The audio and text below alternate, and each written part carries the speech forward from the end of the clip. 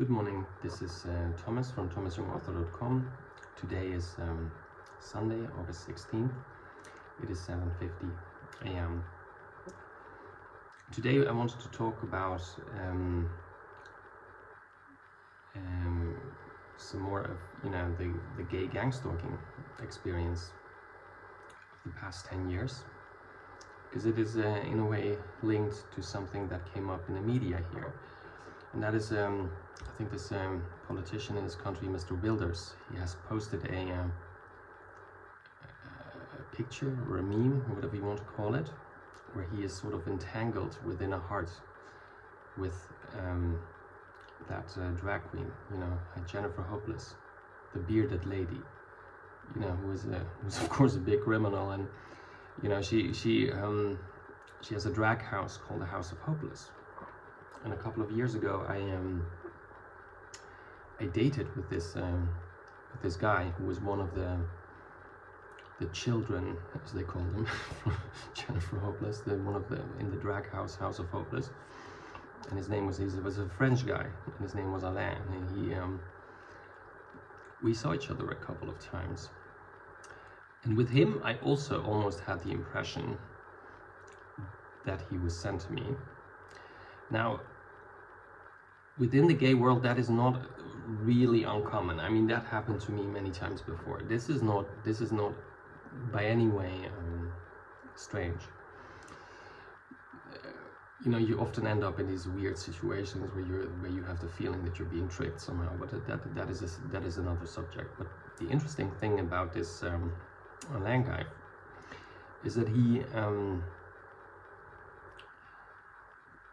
was sleeping at the same time as he was seeing me with that psychiatrist that I later met here at the psychiatric facility, who tried to make me homeless, basically. I know because he gave me his name and his profession back then, and back then I hadn't met him. And later I met him here at the psychiatric facility. But not only that, after but that Alain guy was really annoying and extremely abusive and offensive and everything else. I mean, he's also the kind of guy, a little bit like my ex-boyfriend, who comes from a very wealthy family, and then they choose, the criminal path, and they become a drag queen and then that kind of stuff, and they want to become gay, and they adopt the gay identity, which, in the circles they move, is considered really vulgar. And you see, but he at some point I said, no, I don't want to see you anymore. He was really nasty. And then one time I had a sort of a little fight with him, and and we went to a cinema near my house. And then at some point he asked me something about something in the news, and it was about Mr. Wilders, and I explained to him what had happened, something. And then he got really upset, and he called me a racist, just for pointing something out to him. It's a lot with these gay guys. It's either homophobia or racism. And then he left, and that was also a big of a setup. And I always had the hunch that, because he left my apartment, and I looked down, and I looked on the street, and he was already texting with other people. So he probably went to the psychiatrist or someone, he had to say. So he made me upset on purpose. He was just picking a fight. He said something that, at some point I said, no, I don't want to see you anymore. He acted, there was some really strange behavior, involved there. So that is my experience with these people. Now, I did go a couple of times to the club church, of which that Jennifer Hopelezz person is one of the owners, one of the 4 owners, I've been told. Official owners, because I don't know what Tawfiq Dibi is doing there. He's not an official owner, but he's, I don't know, he's probably there to maintain order, I don't know. And I also went to the NZ bathhouse in Amsterdam, so I came across these people probably a lot, but I don't know any of them, but they seem to know me. And there's also this other guy who's also a drag queen at the House of Hopelezz, a black guy, who was a young guy, a fairly young guy, who was the LGBTQ police officer in the second largest city of this country, and was being celebrated for that. Now, I remember one time being in Club Church, and then there came this guy who's also on my Facebook, and then both on my Facebook anyway. And then the first thing they did, they offered me drugs. Here we have ketamine, this and that. And I said no. And then they invited me to their piggy party, which they did on other occasions, always at the establishments of either in Club Church or in the NZ bathhouse.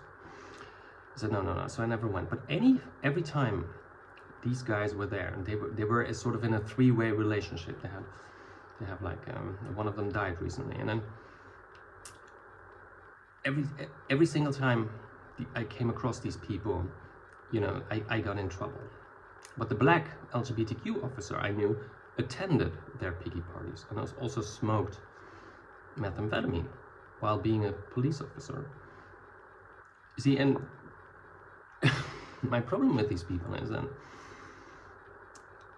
that black guy and the black LGBTQ police officer I also encountered on certain dating websites, very dark dating websites called Bullshit, and there he was, you know, so showing me pictures basically where he was smoking methamphetamine and being surrounded by what looked like, I don't know, high-end escorts. So, you know, these people approached me, and I refused.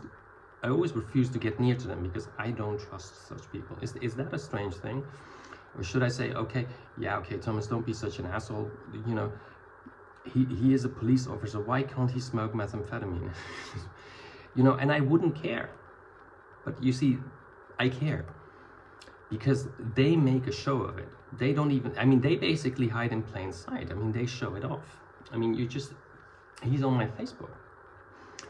And then you can see him, that he was you could see pictures with his, I assume that's his boyfriend, a German guy. He lives in Berlin. They were in Berlin at the Pride festivities. They go to a lot of Pride festivities because, you know, at night there are the piggy parties, and which are basically network events.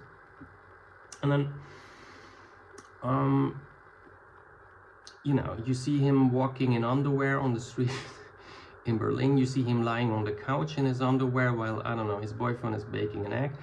You know, this is like, I mean, they show it off, and he has all these weird videos. I mean, you can basically see, he basically says, you know, I'm a psychopath, you have to be scared of me. And that's what he's showing off. And he's also the kind of guy who now thinks he made it because he has now a fancy apartment in Amsterdam and everything. And you see what I mean? I mean, these people, you know, are dangerous and have made my life a living hell. I mean, and they try to approach me in many, many different ways. And I've always been able to say no, but I had to pay like a huge price for that, especially in the past 10 years. And yeah, so I think that's a good reason to write what I'm writing about, because, you know, this is what you get if you turn homosexuality into an identity. The identity originates from the criminal world, and if you start applauding these people, you are basically helping them with their organized crime. It's a cover-up. They don't have to fear for anything. They can do whatever they want now, and that's what makes this so dangerous. They can hide behind that pride flag and say, if you say anything bad about us,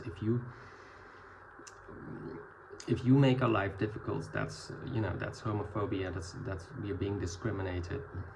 We have to have all the freedom to unfold our criminal activities. Okay, have a good Sunday. Thank you for listening. Bye bye.